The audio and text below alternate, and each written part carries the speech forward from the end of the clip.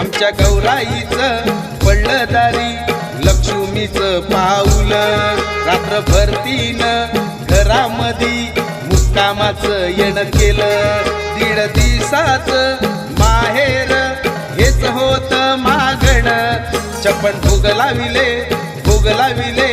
गौराईच्या ताटाला गौराबाईला आणायला भाऊ गणू निघाला